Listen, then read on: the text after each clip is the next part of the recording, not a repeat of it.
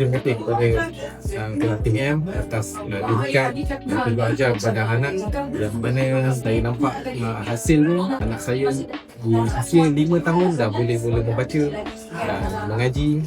Dan untuk maklumat semua juga, ini anak saya yang kelima. Semua kelima anak saya terhasil produk ni daripada TBM. Bila saya masuk di sini, semua subjek covered, maksudnya Melayu, Bahasa Inggeris, Matematik, Sains, agama dan sebagainya, dan saya nampak program dia sangat positif.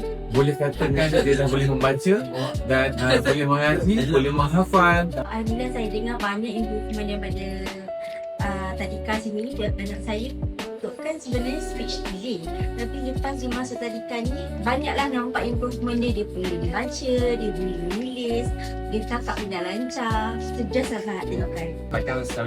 Macam masa tu saya nampak banyak perkembangan daripada dia tak boleh baca, tak boleh mengira.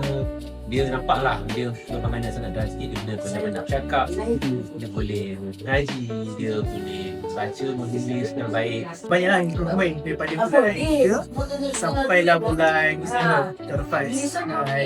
Setakat ni saya rasa boleh teruskan dan adik dia pun akan ada kat sini sampailah habis 6 tahun.